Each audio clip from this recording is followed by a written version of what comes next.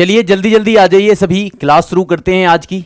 कल मैंने आपको इंट्रोडक्शन दे ही दिया था कि हम क्या क्या पढ़ने वाले हैं, कैसे कैसे पढ़ने वाले हैं, वो सारी चीज़ें हम बता चुके हैं ऑलरेडी। सभी को गुड मॉर्निंग, सभी को नमस्कार।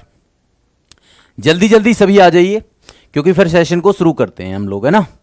तो सेशन में सबसे पहले मैं आपको बता देता हूं भाई, कल मैंने सिलेबस तो आपसे डिस्कस कर ही लिया था। उस सिलेबस में सबसे पहले जो आपके लिए सबसे ज़्यादा ज़रूरी है, जो आपके बेस को मजबूत बनाएगा, वो है नंबर सिस्टम। यानी कि सबसे पहले हम नंबर्स के बारे में जानेंगे और उनकी कैलकुलेशन को इजी कैसे बनाया जाए उसके बारे में पढ़ने वाले हैं। भाई क्लास को ध्यान से देखना, एक क्लास में आपको बहुत कुछ मिलेगा, ठीक है दोस्त। बहुत कुछ आप सीखेंगे इस क्लास से और हर क्लास से आपको काफी कुछ सीखने को मिलेगा। और सिलेबस को मैं टू द पॉइंट करवाऊंगा एकदम, मतलब जो आपका सिलेबस है उसके अकॉर्डिंग चलेंगे। जो आपका पेपर आया था उससे थोड़ा सा ऊपर ही लेवल लेकर के चलेंगे, उससे नीचे नहीं जाना है, ठीक है भाई। तो चलिए अब ये नंबर सिस्टम के बारे में हम बात करेंगे। हिंदी में इसको कहते हैं संख्या पद्धति। क्या कहते हैं भाई साहब? संख्या पद्धति, ठीक है जी। संख्या पद्धति के बारे में हम बात करने वाले हैं। तो नंबर्स के बारे में जब हम बात करते हैं तो हमारे दिमाग में बहुत बड़े बड़े नंबर्स आते हैं सबसे पहले, है ना दोस्त। नंबर आते हैं, जैसे मेरे दिमाग में एक नंबर आया, मेरे दिमाग में नंबर आया 230547, ठीक है दोस्त। अगर मैं इस नंबर को स्प्लिट करके लिखूं तो कैसे लिखूंगा?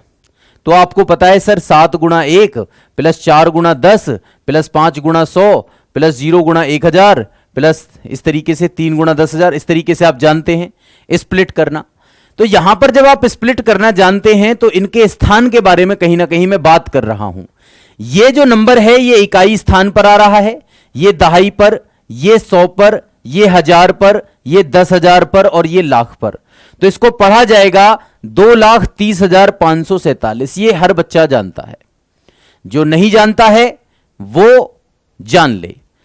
अब इनमें एक दो पॉइंट आते हैं बेटा। दो पॉइंट कौन कौन से? एक तो आता है फेस वैल्यू। फेस वैल्यू या इसको लोकल वैल्यू भी कहते हैं। यह होता है शुद्ध मान। क्या होता है दोस्त? शुद्ध मान। और एक बात आती है यहां पर place value. Place value, place value का मतलब होता है स्थानीय मान। क्या होता है दोस्त? स्थानीय मान। अब ये दो टर्म से आपको सीखना पड़ेगा, ये दो टर्म होती क्या हैं। इन दोनों टर्म को जानना होगा कि प्लेस वैल्यू क्या होती है और फेस वैल्यू क्या होती है। देखो दोस्त, फेस वैल्यू का मतलब होता है कि जैसे मुझे बताना है, मान के चलिए कि 3 का फेस वैल्यू, इस नंबर में 3 का फेस वैल्यू क्या है? 3 किसके जैसा दिखता है भैया? खुद के जैसा दिखता है। खुद के जैसा दिखता है ना, तो इसलिए 3 ही होगा। अगर मैं आपसे पूछूं 5 का फेस वैल्यू क्या है तो आप कहेंगे सर 5 होगा। मैं कहूं 0 का फेस वैल्यू क्या है तो आप कहेंगे 0 होगा। मैं कहूं आपसे 4 का फेस वैल्यू क्या है तो आप कहेंगे 4 होगा।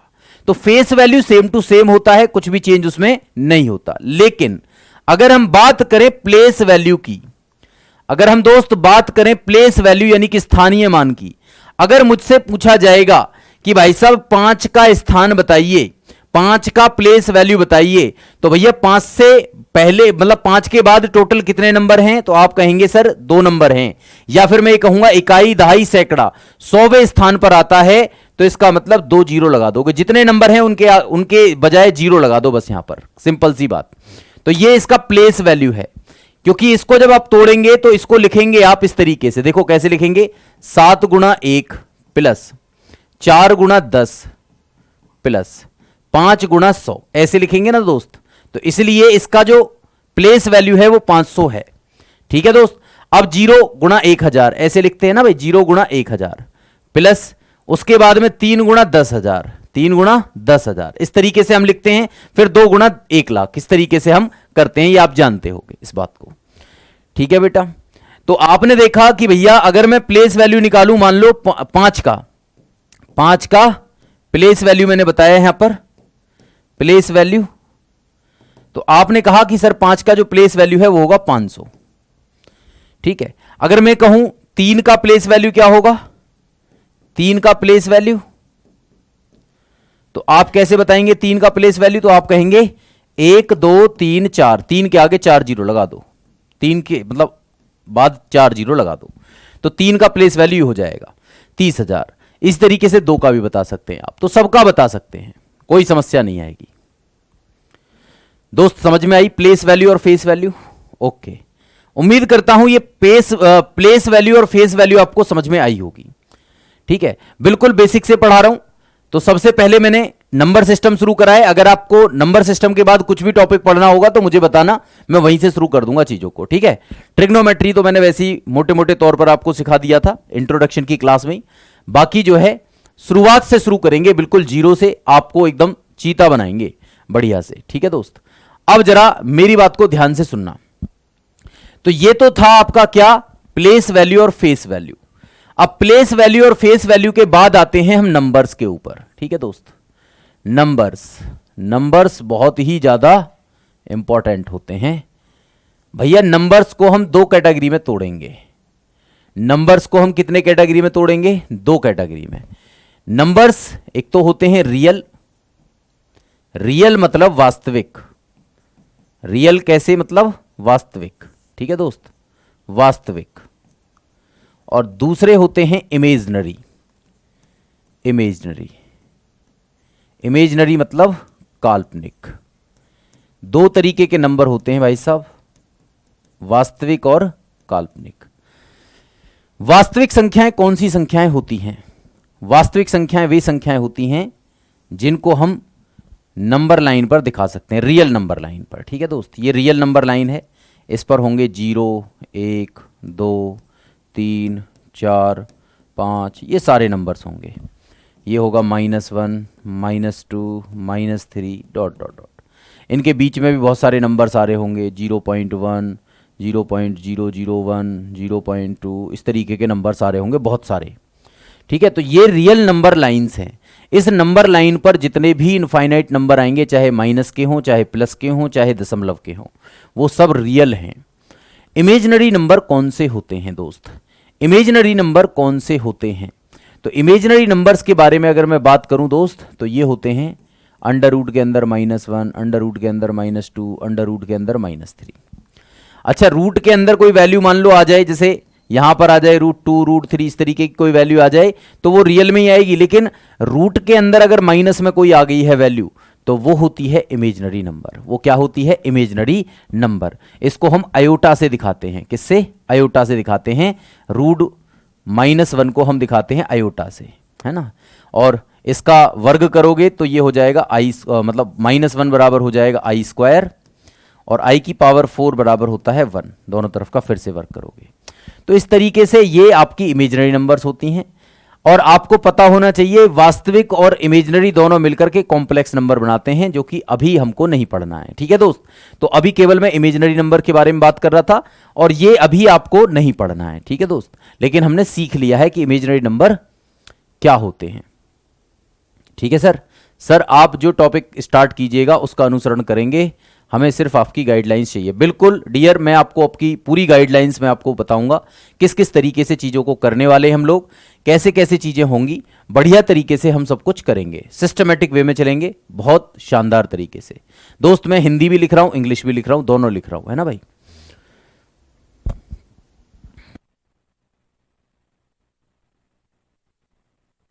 चलिए दोस्त, तो शुरू करेंगे आगे की कहानी। अब मैंने कहा कि भैया 2 तरीके से मैंने नंबर्स को तोड़ दिया। ओके, अब चलिए मैं आगे चलता हूं अगले पेज पर। मैं कहता हूं कि चलो मैंने बताया नंबर। ठीक है दोस्त, मैंने क्या बताया? नंबर्स। नंबर्स में मैंने बताया आपको रियल नंबर, रियल मतलब वास्तविक, और मैंने आपको बताया इमेजिनरी मतलब काल्पनिक। ये नंबर मैंने बताया। ठीक है दोस्त, अब मैं आगे बढ़ूंगा इसमें। रियल नंबर को भी हम 2 कैटेगरी में तोड़ेंगे दोस्त। रियल नंबर को भी हम 2 कैटेगरी में तोड़ेंगे। एक होगा इंटीजर, इंटीजर मतलब पूर्णांक। ये पूरे मैथ्स में काम आएंगी चीजें आपको। हमारा पता है मैथ्स स्ट्रांग क्यों नहीं हो पाता? हमारा मैथ्स स्ट्रांग इसलिए नहीं हो पाता क्योंकि हम इन बेसिक बातों को छोड़ करके आगे बढ़ जाते हैं, हमें इनके बारे में जानकारी भी नहीं रहती। ठीक है दोस्त, तो इनको आप सीखोगे ना जब अच्छे तरीके से, तो फिर आपका जो बेस है वो एकदम मजबूत होता हुआ चलेगा, एकदम अल्टीमेट लेवल पर। ठीक है, तो मैं बता देता हूं, ये हो गया इंटीजर और एक हो गया डेसिमल। दो कैटेगरी में हमने इसको तोड़ दिया। डेसिमल का मतलब होता है दशमलव। दशमलव दोस्त। अब इंटीजर के बारे में अगर हम बात करें तो इंटीजर कौन कौन से नंबर्स होते हैं? इंटीजर को भी हम दो कैटेगरी में तोड़ सकते हैं, नेगेटिव इंटीजर और पॉजिटिव इंटीजर। ठीक है दोस्त, लेकिन मैं लिख नहीं रहा हूं, मैं बस केवल आपको बता रहा हूं कि दो तरीके के इंटीजर होते हैं, एक नेगेटिव और एक पॉजिटिव। और इसमें आते कौन कौन हैं? इसमें आते हैं नेचुरल नंबर, ये पॉजिटिव ही होते हैं भाई। नेचुरल नंबर यानी कि प्राकृतिक संख्या, है ना भाई, प्राकृतिक संख्या। दूसरा आता है इसमें होल नंबर। होल नंबर मतलब पूर्ण संख्या। तीसरा आता है इसमें इवन नंबर। इवन मतलब सम संख्या। ऑड नंबर यानी कि विषम संख्या।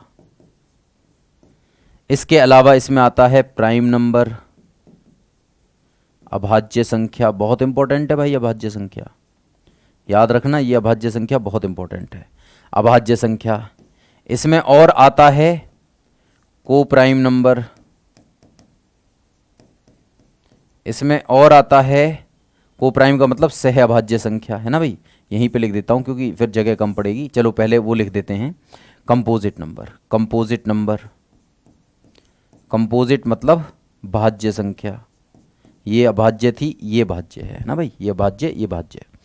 एक हो गया को प्राइम।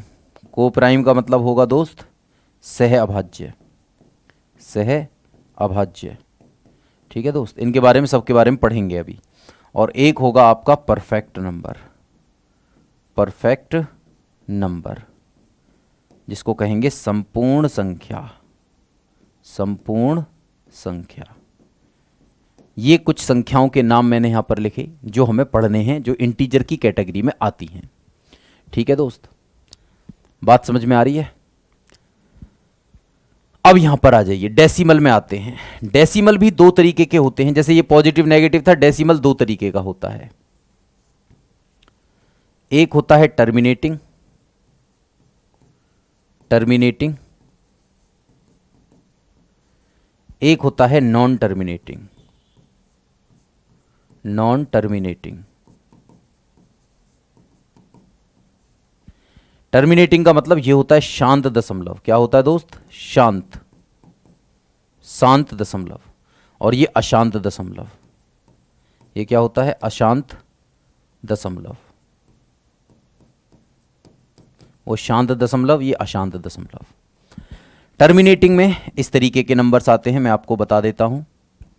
जैसे 0.3, 0.25, 0.923, 925, इस तरीके से। मतलब कुछ दूर जाकर के खत्म हो जाए दशमलव, दशमलव के बाद कुछ अंक बाद वो नंबर फिनिश हो जाए, तो ये होते हैं शांत दशमलव। अब नॉन टर्मिनेटिंग में दो तरीके के नंबर होते हैं। नॉन टर्मिनेटिंग में भी दो तरीके के नंबर होते हैं। कौन कौन से? एक तो रिपीटिंग होते हैं दोस्त, एक होते हैं रिपीटिंग यानी कि जिनकी पुनरावृत्ति होती है, और एक होते हैं नॉन रिपीटिंग। नॉन रिपीटिंग यानी कि जिनकी पुनरावृत्ति नहीं होती। यहां लिख लेना पुनरावृत्ति और यहां लिख लेना जिनकी पुनरावृत्ति नहीं होती। रिपीटिंग ऐसे होते हैं जैसे 0.2222 रिपीट हो रहा है लगातार, खत्म नहीं हो रहा। 0.323232 इस तरीके से ही चला जा रहा है, खत्म नहीं हो रहा। इस तरीके के नंबर रिपीटिंग हैं। और नॉन रिपीटिंग का मतलब जो रिपीट ही नहीं हो रहे, 2 3 5 7 9 1 2 5 8 1 1 2 3 कुछ भी चला जा रहा है ना भाई, 4 ऐसे चला जा रहा है। तो मतलब ये रिपीट ही नहीं हो रहा, ये रिपीट हो रहा है और ये रिपीट नहीं हो रहा। तो नॉन टर्मिनेटिंग में इस तरीके के नंबर आते हैं। ठीक है दोस्त, ओके, अगले पेज पर हम चलते हैं। यहां तक सबको समझ में आया? सबके दिमाग में ये बात चली गई? जो मैंने बताई है, बढ़िया तरीके से समझ में आया होगा। अब मैं एक एक करके सबके बारे में बात कर लेता हूं। सबसे पहले मैं इंटीजर्स के बारे में बात कर लेता हूं, ठीक है दोस्त। इंटीजर्स के बारे में बात करूंगा तो सबसे पहले नंबर आएगा नेचुरल का। आप मुझे बताइए नेचुरल नंबर किसे कहते हैं? नेचुरल यानी कि प्राकृतिक संख्या कौन सी संख्या होती हैं, ये बताइए। प्राकृतिक संख्या कौन सी संख्या होती हैं, ये बताओ। तो आप कहेंगे सर प्राकृतिक संख्या वे संख्याएं होती हैं जो काउंट में यूज की जाती हैं, काउंटिंग नंबर्स, है ना भाई। इनको हम क्या कहते हैं? काउंटिंग नंबर्स भी कहते हैं। काउंटिंग नंबर या गिनती वाले नंबर, है ना भाई, गिनती वाले नंबर या अंक, गिनती वाले नंबर, नंबर कहो, है ना, नंबर। तो ये होंगे आपके नेचुरल नंबर, जैसे 1 2 3 4 5 6 7, ये सारे नंबर्स इनफाइनाइट तक क्या होंगे? नेचुरल नंबर होते हैं। ठीक है दोस्त, अब यहां पर ध्यान रखना, अगली हेडिंग लगती है होल नंबर की। अगली हेडिंग किसकी लगती है दोस्त? होल नंबर की। मैथ्स को जिंदगी में एक बार पढ़ो, सही तरीके से पढ़ो, लेकिन है ना, फिर कभी दिक्कत नहीं आएगी। ऐसा मैथ्स पढ़ा दूंगा, और सच बता रहा हूं, मेरे से 10 दिन पढ़ लो, 10 दिन के बाद आपको मतलब नशा हो जाएगा इसका। मैथ्स इतना खतरनाक है बेटा। मुझे आज से नहीं पढ़ा रहा हूं मैं, मुझे 10-12 साल हो गए पढ़ाते हुए।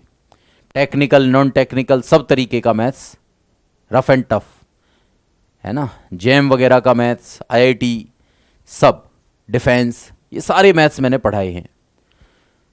टेक्निकल में सारी चीज़ें, टेक के, जेई वगैरह के, सब बढ़िया से। उसके बाद टीजीटी, पीजीटी, इसके अलावा गेट, है ना, ये सारे मैथ्स मैंने आपको मतलब आप स्टूडेंट्स को ही पढ़ाए हैं। पिछले 12 साल से मैं लगातार सेवा में हूँ, मैथ्स पढ़ा रहा हूँ। SSC, Delhi police, UP police, Bihar police, constable, SI, SI, सबका मैथ्स लगभग सेम टू सेम होता है, लेकिन टेक्निकल, नॉन टेक्निकल और सिलेबस के ऊपर डिपेंड हो जाता है। यहां पर जो आप मैथ्स पढ़ने वाले हो, ये कुछ चंद टॉपिक्स हैं जो आपके सिलेबस में पूछे जा रहे हैं, जिसमें कुछ टेक्निकल के हैं, कुछ नॉन टेक्निकल के, मतलब कुछ आपके अर्थमेटिक के हैं। ठीक है भैया, बात समझ में आ रही है? चलो दोस्त, तो यहां पर देखो होल नंबर किसे कहते हैं। तो मैं कहूंगा दोस्त इंक्लूडिंग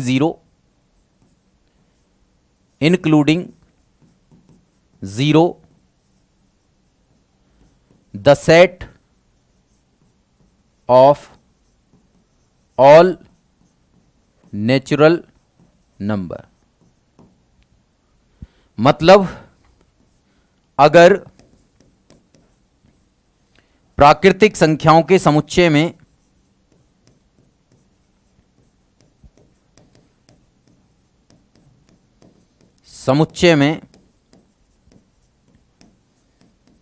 जीरो को भी शामिल कर लिया जाए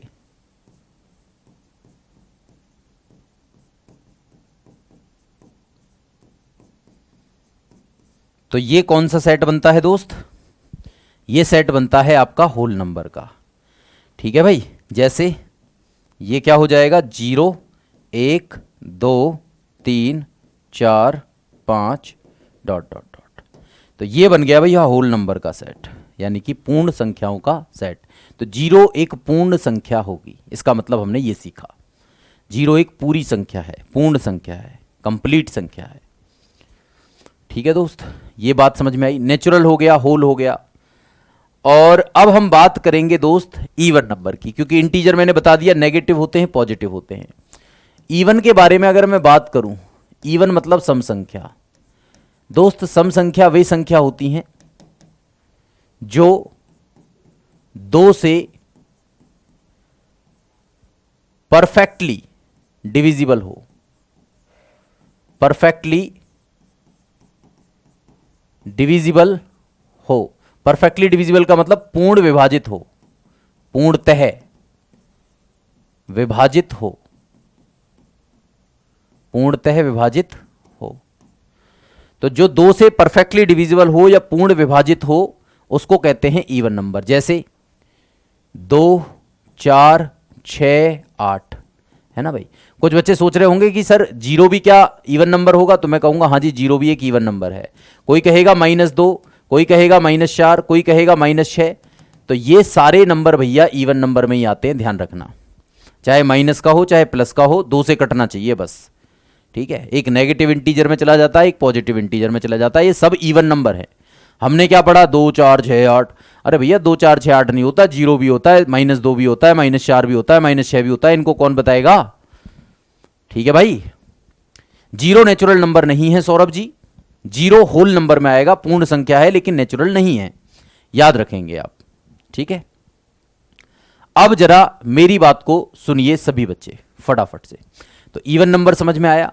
इसी तरीके से हम सीखेंगे ऑड नंबर। क्या होगा दोस्त, ऑड नंबर जो 2 से पूर्णतः विभाजित ना हो। पूर्णतः विभाजित का मतलब परफेक्टली डिविजिबल ना हो। जैसे आपका कौन होगा, 1, 3, 5, 7, है ना, 9, इस तरीके के जो नंबर्स हैं वो आपके क्या हो जाएंगे दोस्त, ऑड नंबर हो जाएंगे, ऑड नंबर हो जाएंगे।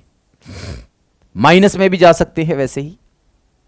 तो ये सब ऑड नंबर है दोस्त, ठीक है। ये आप सब जानते हो, इनमें कोई बताने की ज़रूरत है नहीं मुझे, ये सारी बातें आप जानते हो, ये भी आप जानते हो, है ना, ये भी आप जानते हो, ये भी आप जानते हो, ये सब जानते हो। अब आते हैं जिन बातों पर आप थोड़ा सा कम जानते हो। अब मैं आपसे पूछने वाला हूं दोस्त, अब मैं आपसे पूछने वाला हूं कि आप मुझे बताइए ये इंपॉर्टेंट नंबर क्या है। प्राइम मतलब अभाज्य।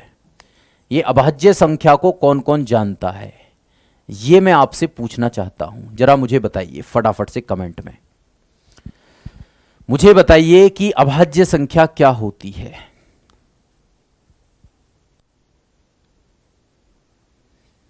बोलो डियर, अभाज्य संख्या किसे कहते हैं? कोई कमेंट बॉक्स में जल्दी बताओ मुझे।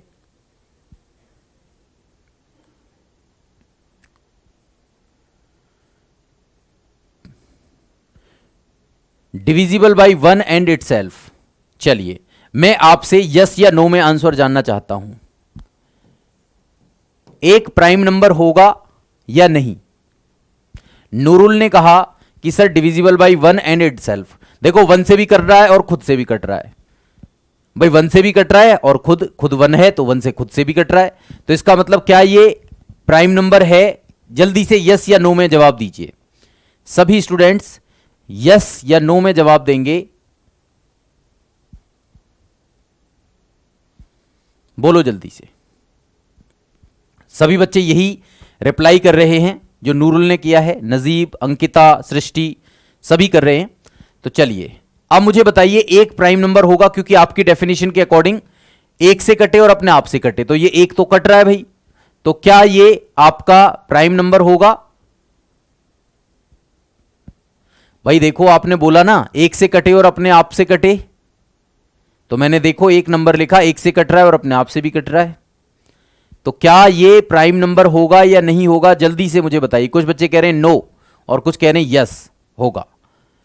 ठीक है दोस्त, तो आप जो अभी जवाब दे रहे थे कि सर एक से कटेगा और अपने आप से कटेगा, तो वो क्यों नहीं कह रहे कि ये 1 भी होना चाहिए? क्या आप नहीं चाहते कि ये 1 भी होना चाहिए? क्यों दोस्त? इसकी परफेक्ट डेफिनेशन अभी तक मुझे कमेंट बॉक्स में हालांकि नहीं मिली है। हां जी 2, 3, 5, 7 बता रहे हैं, क्लियर कर रहे हैं अपनी बातों को। जिसका फैक्टर 2 हो, संध्या सिंह ने बताया, बिल्कुल सही बात, वेरी गुड। देखो भैया मैं लिख देता हूं यहां लिख देता हूं दोस्त। हां जी बिल्कुल correct. Which number is having only and only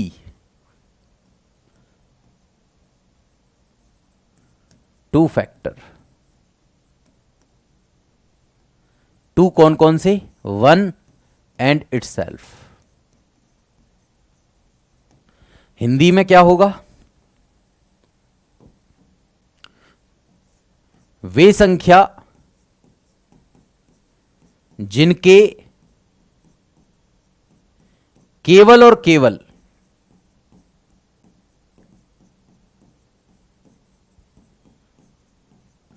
दो फैक्टर हों। कौन कौन से हों दोस्त? वन व खुद। एक से कटें और अपने आप से कटें, लेकिन दो फैक्टर होने जरूरी हैं। इसलिए हमने कहा कि वन प्राइम संख्या नहीं होगा, क्योंकि इसका फैक्टर एक बन रहा है, दो नहीं बन रहा है, एक बन रहा है। ठीक है दोस्त, तो इसलिए ये प्राइम नंबर नहीं है। तो प्राइम नंबर शुरू होता है दो से। दो होगा, तीन होगा, पांच होगा, सात होगा, 11 होगा, 13 होगा, 17 होगा, 19 होगा, 23 होगा, है ना, 24 नहीं होगा, 25 नहीं होगा, 26 नहीं होगा, 27 नहीं होगा, 28 नहीं होगा, 29 होगा, 31 होगा, 33 नहीं होगा, 34 नहीं होगा, 35 नहीं होगा, 36 नहीं होगा, 37 होगा, 38 नहीं होगा, 39 नहीं होगा, 40 नहीं होगा, 41 होगा, 42 नहीं होगा, 43 होगा, 44 नहीं, 45 नहीं, 46 नहीं, 47 होगा। 47 होगा ना, हाँ जी। 48 नहीं, 49 नहीं, 50 नहीं, 51 नहीं, 52 नहीं, 53 होगा, है ना भैया, 53 होगा। तो यहीं तक लिख लो, अभी डॉट डॉट डॉट डॉट कर लो इस तरीके से। तो ये सारे के सारे आपकी क्या होती हैं? ये अभाज्य संख्याएं होती हैं दोस्त। ठीक है, तो याद रखना ये सारी की सारी क्या होती हैं? अभाज्य संख्याएं, ये चलती जाती हैं। अब जरा मेरी बात को ध्यान से सुनना। आपके एग्जाम में जब क्वेश्चंस पूछा जाएगा, प्रोबेबिलिटी में भी पूछा जाता है और नंबर सिस्टम में भी आ जाता है, तो कुछ बातों को याद रखना चाहिए। इसमें हमें कुछ बातों को नोट करना चाहिए। क्या क्या बात हमें नोट करनी चाहिए इसमें? सबसे छोटा प्राइम नंबर, प्राइम नंबर यानी कि अभाज्य संख्या क्या होगी दोस्त? तो आप कहेंगे सर 2 होगी।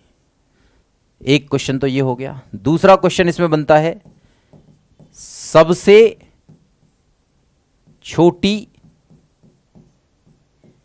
Even prime number, even prime number, even prime number मतलब सम अभाज्य संख्या, सम अभाज्य संख्या क्या होगी दोस्त? तो आप कहेंगे सर ये भी 2 होगी, ये भी क्या होगी? 2। और सबसे बड़ी इवन प्राइम नंबर पूछे तो 2 होगी। एकमात्र 2 इवन है इसमें, बाकी सब ऑड हैं। याद रखना, अभाज्य संख्याओं में केवल एक ही संख्या इवन होती है, वो है 2। तो चाहे छोटी पूछे चाहे बड़ी पूछे, इवन एक ही है, यानी कि 2। बस सिंपल। आपसे पूछेगा भाई सबसे छोटी odd prime number, odd prime number यानी कि विषम अभाज्य संख्या, विषम अभाज्य संख्या।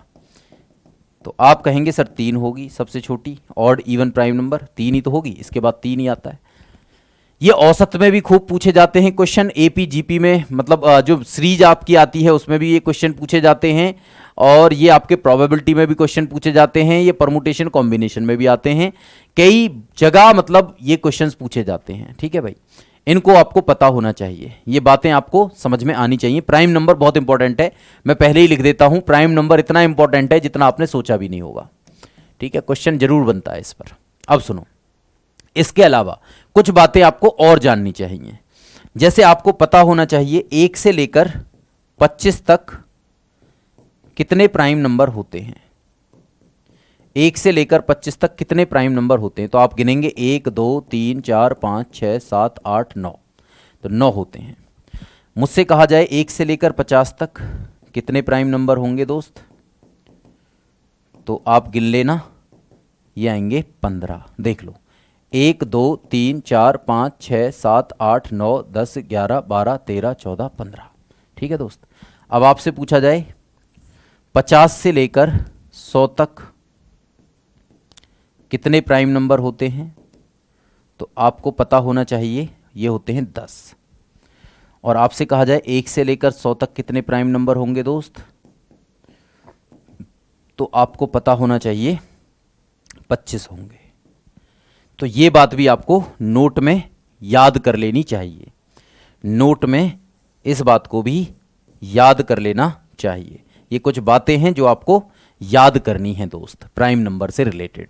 और भी बातें हैं प्राइम नंबर में, प्राइम नंबर छोटी चीज़ नहीं है, प्राइम नंबर काफ़ी बड़ी चीज़ है। प्राइम नंबर को सीखेंगे बढ़िया तरीके से, क्योंकि इस पर निश्चित बनता है क्वेश्चन, ठीक है दोस्त। सबसे छोटी ऑड प्राइम नंबर 3, बिल्कुल सौरभ, है ना दोस्त। अब यहाँ पर जरा मेरी बात को ध्यान से सुनना, ये बातें आपको समझ में आई यहाँ तक, प्राइम नंबर की ये बातें, है ना भाई, सबको समझ में आई। चलिए ओके, अब मैं और आगे की कहानी आपको बताता हूं और आपसे पूछता हूं कि प्राइम नंबर मुझे बताना। देखो मैंने एक नंबर लिया 6n+1, 6n+2, 6n+3, 6n+4, 6n+5 और 6n+6। अब मुझे बताइए कि इन 6 नंबर्स जो मैंने आपको दिए गए हैं, इनमें से कौन कौन प्राइम है, ये बताइए कौन कौन इसमें प्राइम है दोस्त, बोलो जल्दी से।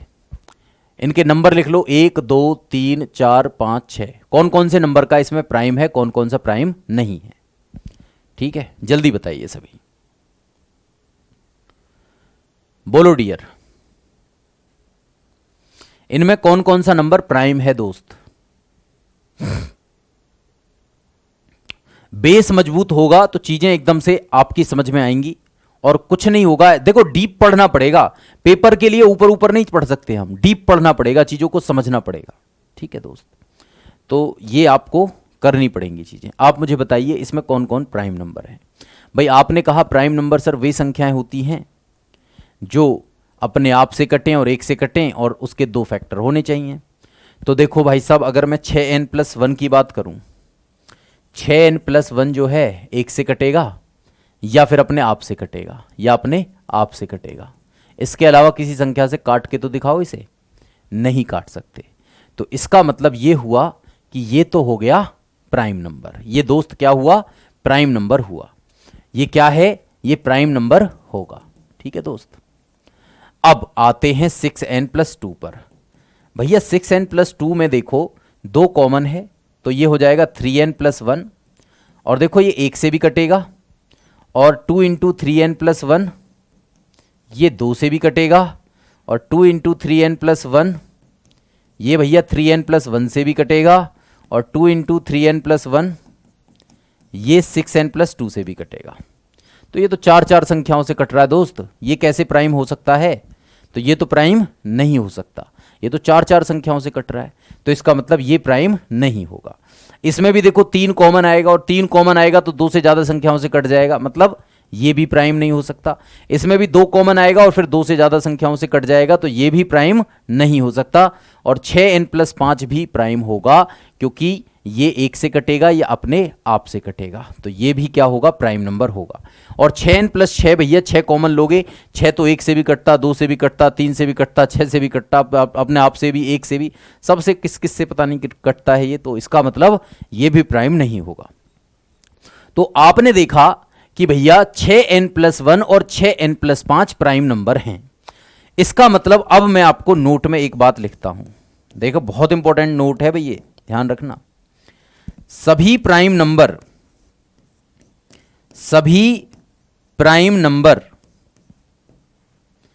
6n+1 एंड 6n+5 के रूप में होते हैं, के रूप में होती हैं। इंपॉर्टेंट बात है। लेकिन अब यहां पर एक बात और लिख लो फिर से, लेकिन ये जरूरी नहीं, लेकिन ये जरूरी नहीं कि जो संख्या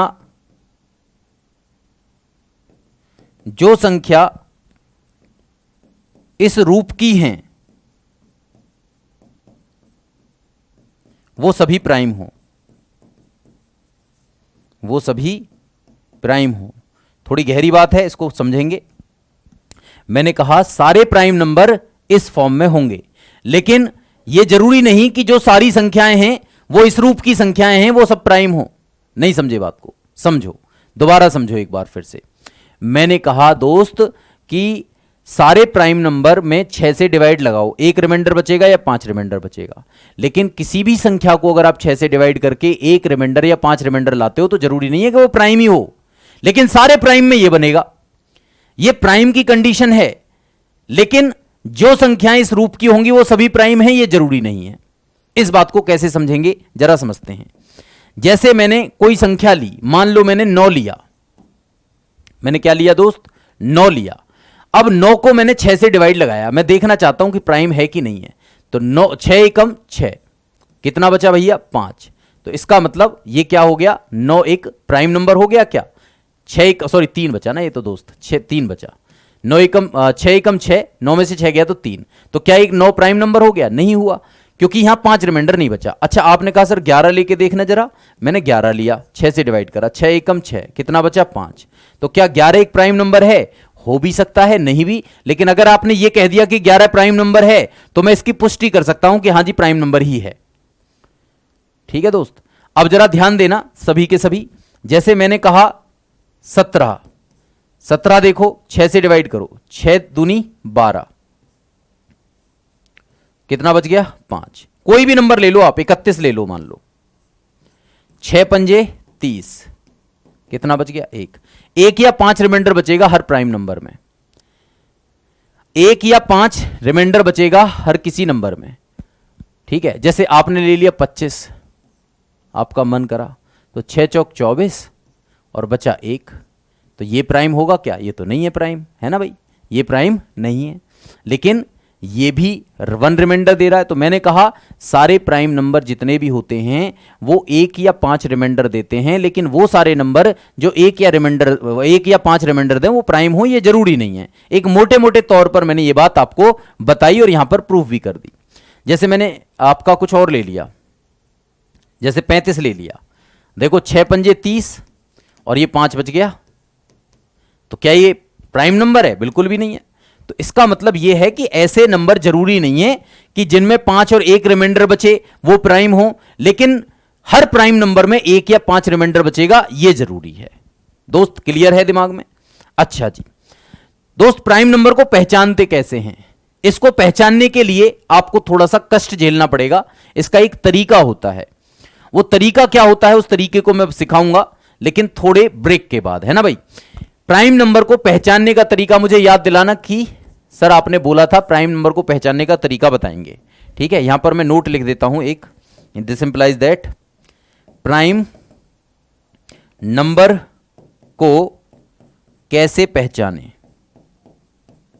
ठीक है दोस्त, अभी इसके बारे में हम डिस्कस करेंगे आगे। पहले हम बाकी संख्याओं को डिस्कस कर लेते हैं, क्योंकि वरना फिर बाकी संख्याएं रह जाएंगी। ठीक है, इसके बारे में बताने से पहले मुझे कुछ और कंसेप्ट भी आपको सिखाने पड़ेंगे, तब जाकर के आप पहचानना सीखेंगे।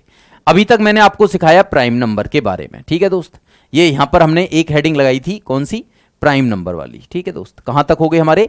यहां हो गए प्राइम नंबर तक। ठीक है, इसको पहचानना अभी सीखेंगे। अब आते हैं हम कंपोजिट नंबर पर और को प्राइम नंबर पर और परफेक्ट नंबर पर, इनको भी सीख लेते हैं दोस्त। ठीक है, ओके चलो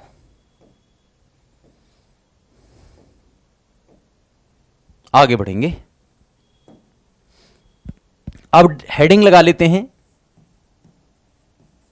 कंपोजिट नंबर। इस क्लास से आपको बहुत कुछ मिलेगा, ये बहुत इंपॉर्टेंट क्लास है, किताबों में ढूंढते रहोगे वरना चीजों को। ये होगी भाज्य संख्या। कौन सी संख्या? भाज्य संख्या। ये बहुत सारी किताबों का निचोड़ है बेटा जो मैं आपको सिखा रहा हूं, और अपना एक्सपीरियंस का भी। हाँ, 6 से ही भाग देना जरूरी है, क्योंकि 6 पर ही हमने एक केस बनाया था, है ना भाई। चलो अब यहां पर देखो, कंपोजिट नंबर या भाज्य संख्या। अभी बताऊंगा क्यों करते हैं हम ऐसा, क्या करते हैं, वो सारी चीजें बताएंगे। देखो दोस्त, ऐसा है, कंपोजिट नंबर वे संख्याएं होती हैं, मैं आपको बता देता हूं। Which number is having more than 2 factor. वे संख्याएं जिनके 2 से ज़्यादा फैक्टर हों, जिनके 2 से ज़्यादा फैक्टर हों, वो होती हैं आपकी कंपोजिट नंबर, वो होती हैं कंपोजिट नंबर। ठीक है दोस्त। अब जैसे मैं बताऊं, एक तो नहीं होगा, 2 भी नहीं होगा, 3 भी नहीं होगा, 4 होगा सबसे छोटा। तो सबसे छोटा कंपोजिट नंबर 4 होगा, उसके बाद 6 होगा, 8 होगा, 9 होगा, 10 होगा, 12 होगा, 14 होगा, 15 होगा। ये सारे कंपोजिट नंबर्स हैं, इनको ध्यान रखना। सबसे छोटा कंपोजिट नंबर 4, सबसे छोटा इवन कंपोजिट नंबर 4, सबसे छोटा ऑड कंपोजिट नंबर 9। और एक के बारे में भी याद रखना, इनको लिख लेना, मैंने लिख दिए हैं सारे के सारे नंबर। एक ना तो प्राइम होगा दोस्त, ना प्राइम होगा, और ना ही कंपोजिट होगा। एक ना प्राइम है, ना तो अभाज्य है ये दोस्त, और ना ही ये भाज्य है। इस बात को भी याद रखना सब। एक के बारे में याद रखना, ना तो ये भाज्य है और ना ही अभाज्य है। ठीक है दोस्त, ये याद रखना। सबसे छोटा समभाज्य संख्या ये होती है दोस्त 4, और सबसे बड़ी आप बता नहीं सकते, सबसे छोटी समअभाज्य संख्या 4 होगी, सबसे छोटी भाज्य संख्या भी 4 ही होती है। भाज्य संख्या भी क्या होती है दोस्त, 4 ही होती है। सबसे छोटी ऑड, ऑड का मतलब विषम, विषम भाज्य संख्या कितनी होती है दोस्त, तो आप कहेंगे सर 9 होती है। तो ये बात भी आपको समझ में आया होगा। ठीक है, तो ये बात इसमें याद रखना। इसके अलावा हम बात करेंगे आगे की कहानी की। जरा सभी बच्चे ध्यान से पढ़ते रहिए। हम बात करेंगे दोस्त किसकी, परफेक्ट नंबर की। सबसे पहले परफेक्ट से पहले हम क्या पढ़ लेते हैं, को प्राइम नंबर पढ़ लेते हैं। को प्राइम नंबर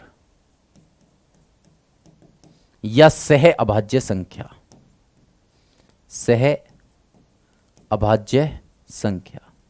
भैया ऐसी दो संख्याओं का समूह, ऐसी दो संख्याओं का ग्रुप जिनका एचसीएफ 1 हो, यानी कि पहली दूसरी को ना काटे, दूसरी पहली को ना काटे। जैसे 2 और 5 हो गया, 3 और 7 हो गया, है ना, 11 और 13 हो गया, 17 और 19 हो गया। ये सब ऐसे संख्या जो एक दूसरे को नहीं काट रहे हैं। ठीक है, तो ऐसी संख्याओं को हम क्या कहते हैं, सह अभाज्य संख्या कहते हैं। एक इसी के साथ साथ ये भी याद रख लो, ट्विन प्राइम नंबर। जिनका यूज कम है उनको थोड़ा फास्ट से पढ़ा दूंगा। ठीक है भैया, ट्विन प्राइम नंबर क्या होते हैं, ट्विन प्राइम नंबर को हम कहते हैं जैसे आपका 2 जिनके बीच में कितने का डिफरेंस हो, ट्विन का, यानी कि 2 का डिफरेंस हो।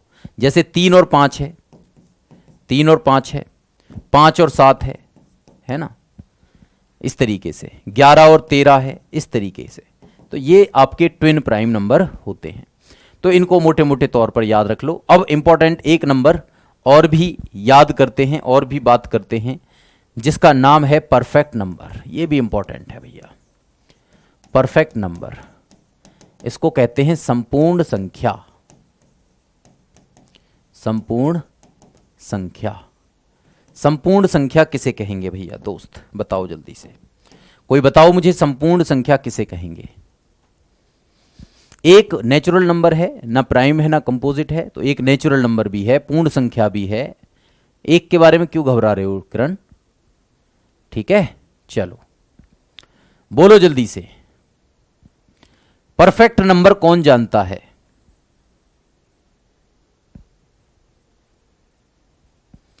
परफेक्ट नंबर बताइए।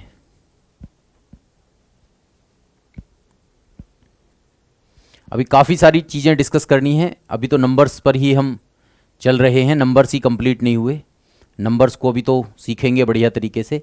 अभी तो हमारे रेशनल इरेशनल ये वाले नंबर्स भी रह रहे हैं, है ना, रेशनल इरेशनल की कैटेगरी को भी अभी तोड़ना है हमें। तो नंबर्स जब ख़त्म होगा तो नंबर्स की सारी डेफिनेशन आपके दिमाग में घुस जाएगी। फिर उनके कारनामे सीखेंगे, उनके एक्शन सीखेंगे कि क्या क्या वो एक्शन करते हैं। ठीक है, अब यहां पर सभी बच्चा ध्यान देना। संपूर्ण संख्या या परफेक्ट नंबर किसे कहते हैं? जिसके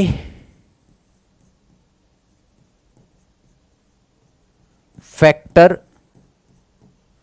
जिस संख्या के फैक्टर्स का सम है ना भाई, ये लिख लो, जिस संख्या के सभी फैक्टर का सम, सम मतलब योग, उस सेम संख्या के बराबर आ जाए, सेम संख्या के बराबर, सॉरी सेम संख्या के दुगने के, सेम संख्या के दोगुने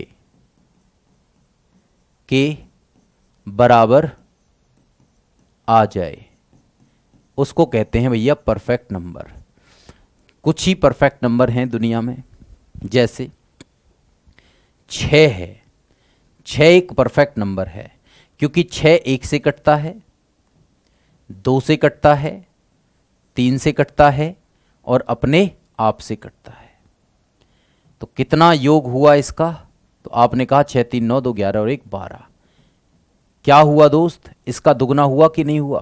तो आप कहेंगे हाँ जी सर हुआ। तो ये परफेक्ट नंबर है। ठीक है भाई। अब देखो, जैसे इसके बाद नंबर आता है 28 का, इसके बाद किसका नंबर आता है? 28 का। तो 28 का नंबर आता है तो देखो 1 से कटता है, 2 से कटता है, 4 से कटता है, 7 से कटता है, 14 से कटता है और खुद से भी कटता है। आप यहां तक जोड़ेंगे तो आएगा 28। 7 4 11 2 13 और 1 14 और 14 28 और 14 और जोड़ देंगे तो इसका दुगना हो जाएगा फिर, है ना भाई। 28 का दुगना हो जाएगा, कितना हो जाएगा? 56 हो जाएगा। बात समझ में आई? तो ये परफेक्ट नंबर्स होते हैं। ठीक है, उसके बाद में नंबर आता है 496 का। ठीक है, चलो इनको निकालना सिखा देता हूं मैं आपको। परफेक्ट नंबर निकालने का एक फॉर्मूला याद रख लो। परफेक्ट नंबर निकालने का एक फॉर्मूला याद रख लो दोस्त। ये होता है 2 की पावर n माइनस 1, 2 की पावर n माइनस 1। यहां पावर में n माइनस 1 है, यहां पावर में n और माइनस 1 है, और n is a prime number, n is a prime number. n को प्राइम नंबर लेना है तभी आपको मिलेगा क्या? Perfect number. जैसे आपको निकालना है क्या दोस्त? आपको क्या निकालना है? मान लो n का मान आपने प्राइम नंबर रखा 2, 2 प्राइम नंबर रखा तो 2 में से 1 गया तो 1 हो गया, और यहां हुआ 2 की पावर 2 माइनस 1। तो सबसे पहला क्या मिला? 6 मिला। उसके बाद प्राइम नंबर रखा आपने 3, यहां पर 3 में से 1 गया तो 2, तो 2 की पावर 2, और यहां 2 की पावर 3 का मतलब 8 में से 1 गया तो 7, तो 7 चौक 28 हो गया। ये ऐसे। अगर मान लो यहां पर प्राइम नंबर 5 रखोगे तो ये होगा 2 की पावर 4, और ये हो जाएगा 2 की पावर 5 माइनस 1। 2 की पावर 4 का मतलब होता है 16, और 2 की पावर 5 का मतलब होता है 32 माइनस 1 31। 16 एकम 16 का 6, और 16 × 48 और 1 49, तो 496 आ जाता है अगला नंबर। और बाकी के नंबर आप खुद से निकाल लेना। क्या रखोगे अगला नंबर आप प्राइम में? 7 रखोगे। 7 के बाद सीधा 8 नहीं, 9 नहीं, 10 नहीं, 11। देख रहे हो कितना बड़ा नंबर लेना पड़ेगा फिर आपको।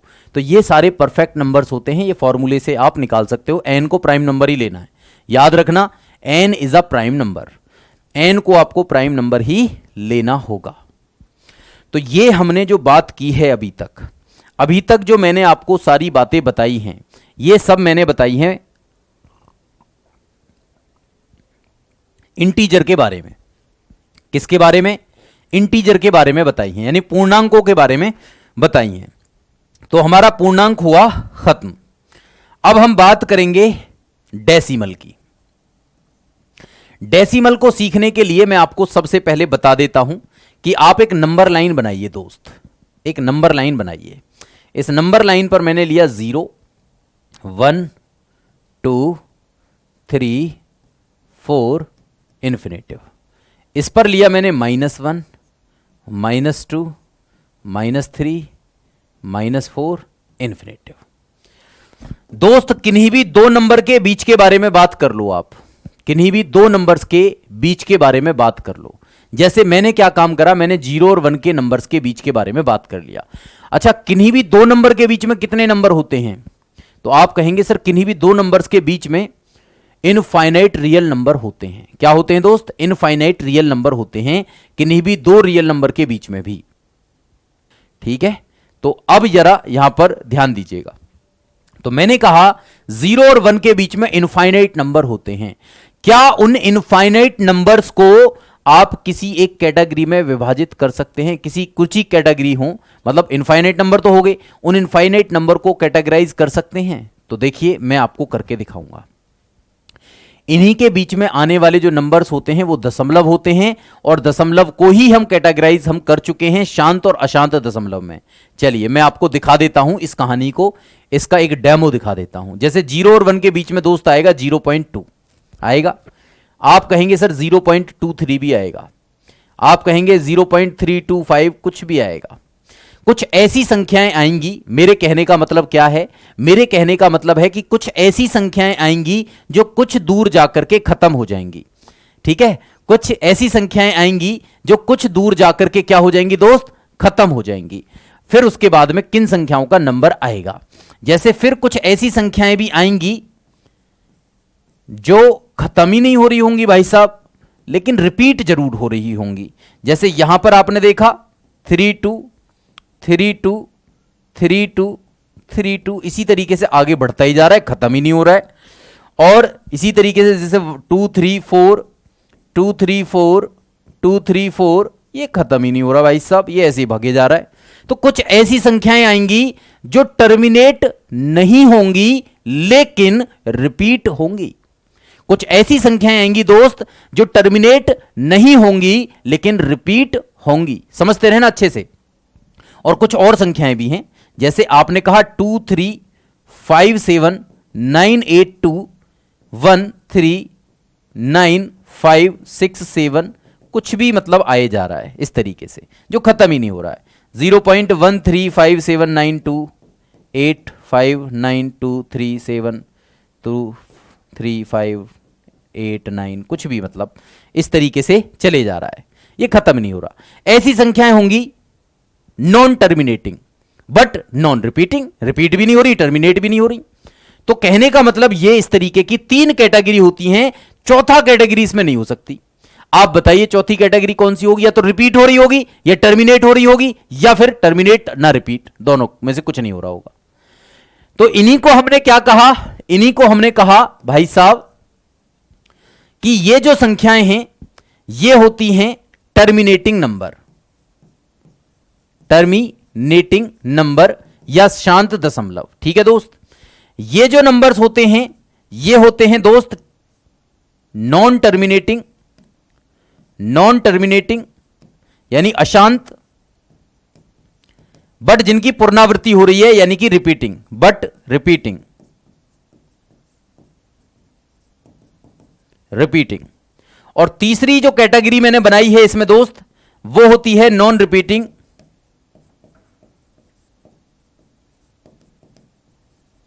And non terminating.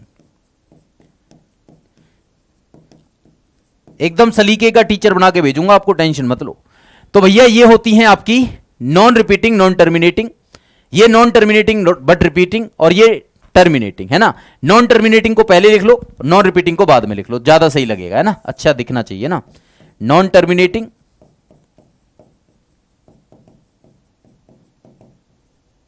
And non repeating.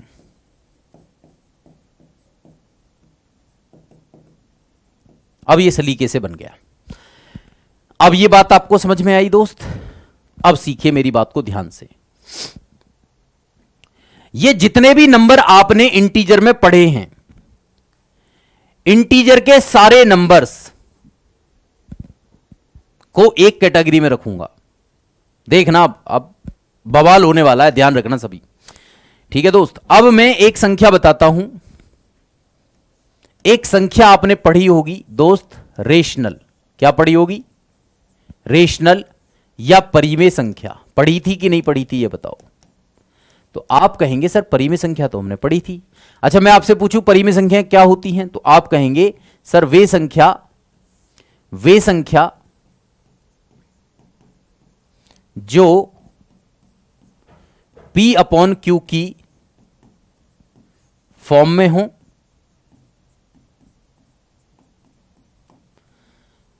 Q is not equal to 0 हो, Q is not equal to 0 हो, ठीक है दोस्त, और P and Q will be integer. Integer में चाहे नेगेटिव हो चाहे पॉजिटिव हो, यानी कि Q 0 के बराबर ना हो, P 0 हो सकता है, कोई दिक्कत नहीं है। नो वॉइस सर, वॉइस तो आ रही है दोस्त, सभी को वॉइस आ रही है ना मेरी? बोलिए जल्दी, क्या सभी को मेरी आवाज आ रही है? बोलो जल्दी, वॉइस आ रही है ना मेरी? क्लियर है? अब सुनो, तो रेशनल संख्या पढ़ी हमने P अपॉन Q की फॉर्म में, यानी कि ऐसी संख्या जो रेशनल हो वो होती हैं ऐसी, 2/3 हो गया, 5/4 हो गया, है ना, P अपॉन Q के रूप हैं, है ना, माइनस में 2/3 हो गया, माइनस में 7/9 हो गया। इस तरीके की संख्याएं जो हैं ये सब के सब क्या है दोस्त? ये सब के सब परिमेय संख्याएं हैं। इवन मैं आपको बताऊं, जैसे अगर आपसे कहा जाए 5 के परिमेय संख्या होगी, हाँ जी P अपॉन Q के रूप में लिख दिया, लो 5 को। मैं कहूं 7 होगी क्या? हाँ जी होगी। मैं कहूं 11-12 होगी क्या? मैंने कि हाँ जी होगी। ये सब परिमेय संख्याएं हैं। मैं कहूं 0 भी होगी क्या दोस्त? तो आप कहेंगे हाँ जी सर 0 भी होगी। तो इसका मतलब परिमेय संख्याएं कौन सी संख्याएं होंगी? परिमेय संख्याओं के अंदर सारे के सारे इंटीजर आ गए। इंटीजर में जितना भी आपने पढ़ा था ना दोस्त, इंटीजर में जितनी भी संख्याएं पढ़ी थी वो सब P अपॉन Q के फॉर्म में हो सकती हैं। तो इसका मतलब जितने भी इंटीजर आप अभी तक पढ़ के आए हो, जितने भी इंटीजर आप पढ़ के आए हो, वो सबके सब परिमेय होंगे कि नहीं होंगे, यह सवाल मैं आपसे पूछता हूं। जितने भी इंटीजर आपने पढ़े हैं क्या वो सबके सब परिमेय होंगे या नहीं होंगे? तो आप कहेंगे सर जी बिल्कुल, सभी को हम P अपॉन Q के रूप में लिख सकते हैं। तो अब हम परिमेय को लेकर के, रेशनल नंबर को लेकर के डेसिमल में चलते हैं और डेसिमल में देखते हैं कौन कौन है जो परिमेय की सरकार में पहुंचना चाहता है। तो चलो दोस्त आइए शुरू करते हैं इस कहानी को भी। अभी हमने क्या सीखा? सारे के सारे इंटीजर रेशनल नंबर होते हैं, और अब मैं यहां पर देखना चाहता हूं कौन कौन है भाई साहब जो रेशनल की कैटेगरी में है। तो आप देखिएगा, जैसे मैंने 0.2 को लिखा, तो 0.2 को पॉइंट हटा करके 2/10 लिखा जा सकता है। 23 को लिखा जा सकता है दोस्त 23/100, दशमलव 2 स्थान के बाद है, 2 जीरो लगा दिया नीचे। 325 है, दशमलव हटा करके 3 जीरो नीचे लगा दिया। तो क्या ये P अपॉन Q के रूप में है दोस्त? तो आप कहेंगे सर जी ये तो P अपॉन Q के रूप में है। तो इसका मतलब यह हुआ कि जितने भी टर्मिनेटिंग नंबर होंगे वो सब के सब रेशनल होंगे, यानी कि परिमेय होंगे, यानी कि दोस्त परिमेय होंगे। तो जितने भी टर्मिनेटिंग नंबर हैं या शांत दशमलव हैं, जितने भी शांत दशमलव हैं वो सब के सब रेशनल होंगे। सारे इंटीजर रेशनल, सारे शांत दशमलव रेशनल, तो रेशनल की सरकार तो बनेगी दोस्त, है कि नहीं भैया? अब यहां देखो नॉन टर्मिनेटिंग बट रिपीटिंग, इसके बारे में भी चेक करते हैं। देखो दोस्त, जब कोई नंबर बार बार आ रहा हो, जब कोई नंबर बार बार आ रहा हो तो उस नंबर के रिपीटेशन को रोकने के लिए उस नंबर के ऊपर एक बार लगा देते हैं, 0.2 बार। जैसे ये नंबर 323232 बार बार आ रहा है, तो इस नंबर के रिपीटेशन को रोकने के लिए इस नंबर के ऊपर बार लगा देंगे, 0.32 बार। जैसे ये नंबर आ रहा है दोस्त 0.234234, इसके रिपीटेशन को रोकने के लिए इस नंबर के ऊपर बार लगा देंगे। बात समझ में आई कि नहीं आई? तो ये नंबर आपने देखे कि 0.2 बार, 0.32 बार, 0.234 बार। अब क्या इस नंबर को हम P अपॉन Q के रूप में लिख सकते हैं दोस्त? तो मैं आपको बताना चाहूंगा कि जब किसी नंबर के ऊपर बार लगा हो, उस नंबर के ऊपर से बार को हटाने के लिए आप 9 से भाग देते हैं। अगर 2 नंबर के ऊपर बार हो तो आप 2 बार 9 से भाग देते हैं, और अगर 3 नंबर के ऊपर बार लगा हो तो आप 3 बार 9 से भाग देते हैं। तो इसका मतलब आपने सीखा कि यह भी आपका P अपॉन Q का रूप हो गया, और यह भी अगर P अपॉन Q का रूप हो गया दोस्त, तो यह भी क्या होंगे, रेशनल होंगे, यानी कि परिमेय होंगे। अब आपके दिमाग में चल रहा होगा सर 9 से क्यों भाग दिया, है ना भाई, दिमाग में चल रहा है कि 9 से क्यों भाग दिया। तो जरा इस बात को भी समझ लेते हैं, इस बात को यहां पर समझाता हूं, हालांकि जगह बनाई थी मैंने। चलो, जैसे देखो मेरे सामने लिखा गया 0.22222 इंफिनिटी तक, मैंने इसको x मान लिया। क्या मान लिया दोस्त, x।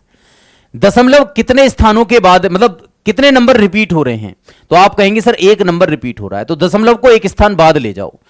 अगर इस दशमलव को मैं 2 के बाद लाना चाहता हूं तो 10 की गुणा करनी पड़ेगी दोनों तरफ, तो ये हो जाएगा ऐसे, कोई दिक्कत नहीं है ना दोस्त।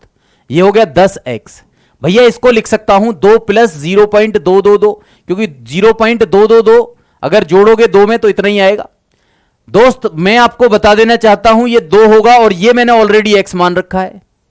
अगर मैं x को उठा के इधर लेके आया तो ये 9x हो गया और ये 2 हो गया, तो x का मान कितना हुआ मेरे डियर, 2/9 हो गया ना मेरे दोस्त।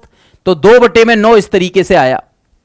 अगर मान लो दशमलव 2 स्थान, मतलब दो नंबर्स के बाद रिपीट हो रही है चीजें, तो 100 की गुणा करेंगे, फिर 1 इधर आएगा तो 99 हो जाएगा, इसलिए 9 चला जाएगा 99 उधर की तरफ।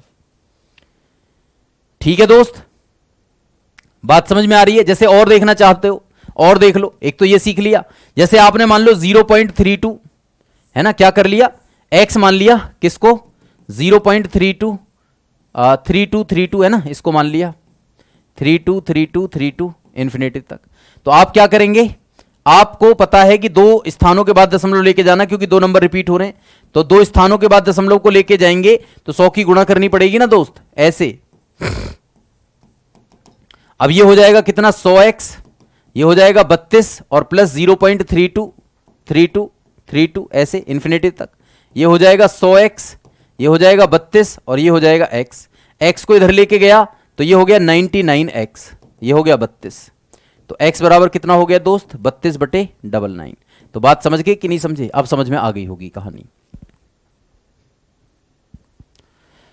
क्लियर हुआ भाई, यहां पर सबके दिमाग में घुस गई ये बातें, किसी को कोई परेशानी है तो बताओ मुझे। तो इसका मतलब हमने सीखा कि सारे इंटीजर रेशनल, सारे टर्मिनेटिंग रेशनल, सारे रिपीटिंग वाले नंबर भी रेशनल, P अपॉन Q के रूप है कि नहीं। अब ये बताइए ये कैसे होंगे। तो आप कहेंगे सर अगर ये टर्मिनेट हो जाता तो पॉइंट हटा करके उतने 0 लगा देता, और अगर ये रिपीट हो जाता तो उतनी बार 9 लगा देता, लेकिन दोनों में से कुछ नहीं हो रहा, तो भैया मैं इससे हाथ जोड़ता हूं, मैं इसको P अपॉन Q के रूप में नहीं लिख सकता, और इसीलिए इसको P अपॉन Q के रूप में नहीं लिख सकते।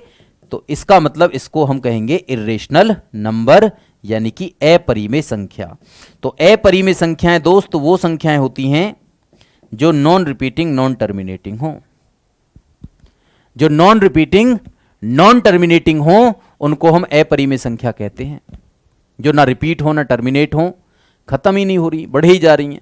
जैसे आपके इसमें कैटेगरी में कौन कौन आता है, अपरिमेय संख्याओं की कैटेगरी में कौन कौन आता है, जैसे रूट आ गया, √2, √3 आ गया, √5 आ गया। ये रूट के अंदर जो रूट से बाहर नहीं निकल सकती संख्याएं वे आ जाएंगी। इसके अलावा पाई आ गया।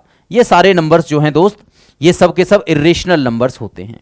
ये सारे के सारे नंबर्स क्या होते हैं, इर्रेशनल नंबर्स।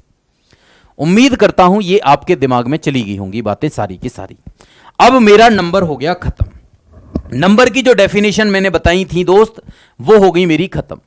नंबर की डेफिनेशन उम्मीद करता हूं आपको समझ में आई होंगी। सारी की सारी डेफिनेशंस आपने सीखी नंबर्स की। कोई दिक्कत है किसी को तो मुझे बताइएगा फटाफट से। मेरी तरफ से सारे नंबर्स का डेफिनेशन मैंने आपको बता दिया। ओके,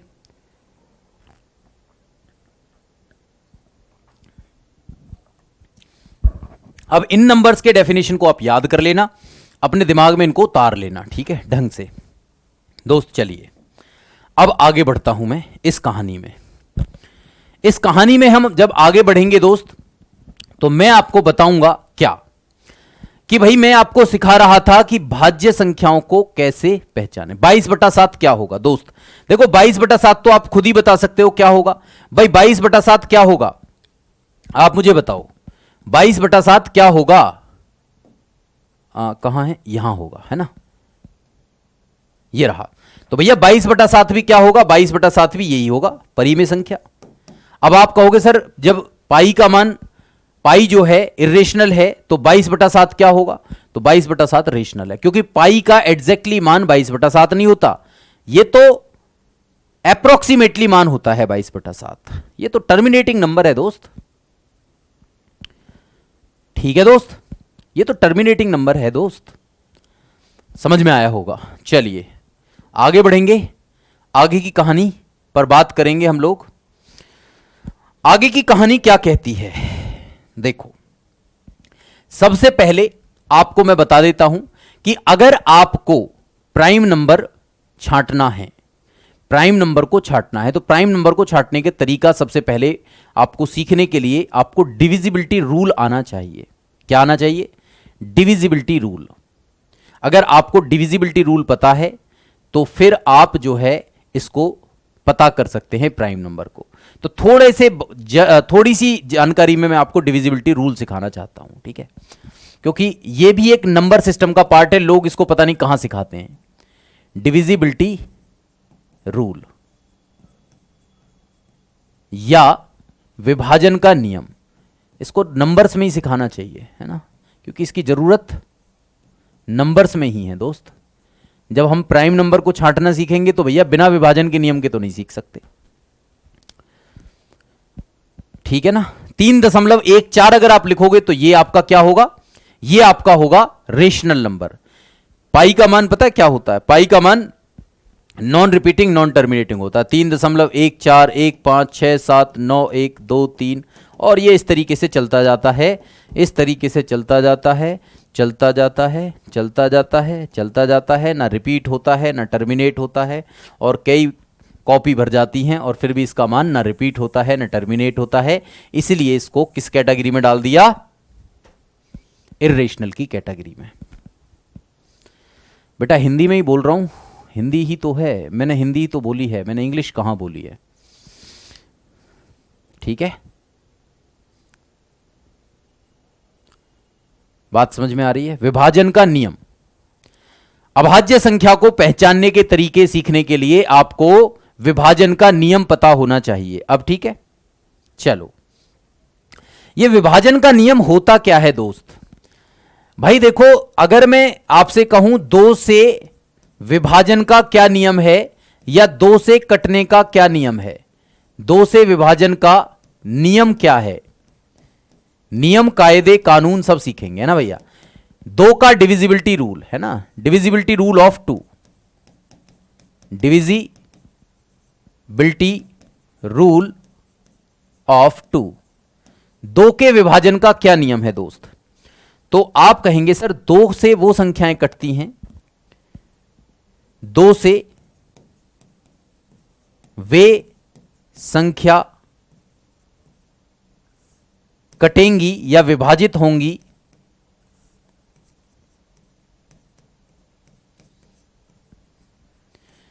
जिनके लास्ट डिजिट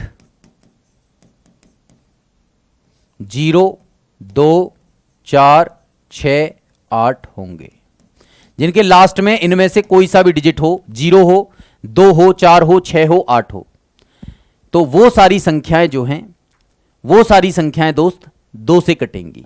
जैसे 2 3 5 2 7 9 8 2, ये क्या 2 से कटेगी? हां जी कटेगी। 5 9 8 2 7 3 5 7 6 4, क्या 2 से कटेगी? हां जी कटेगी, क्योंकि लास्ट में 4 है। 0 हो 2 हो 4 हो 6 हो 8 हो, 0 2 4 6 8 ये सब हों तो वो इवन वो जो है 2 से कटेंगी, ठीक है दोस्त, ये बात समझ में आना चाहिए। अब आइए अगले वाले रूल को सीखते हैं। 3 का डिविजिबिलिटी रूल क्या है? 3 का डिविजिबिलिटी रूल हिंदी में लिख सकते हो 3 से कटने का नियम, है ना, 3 से कटने का नियम, है ना, 3 के विभाजन का नियम, 3 से कटने का नियम, ऐसे कर लो। 3 से कटने का नियम क्या है या 3 से विभाजन का नियम क्या है, कुछ भी लिख सकते हो, तुम्हारा मन है। 3 से कौन सी संख्याएं कटेंगी, 3 से कौन सी संख्याएं कटेंगी दोस्त? तो आप कहेंगे कि सर 3 से कटने का जो नियम है वो होगा सभी अंकों का योग, याद लिखना, सभी अंकों का योग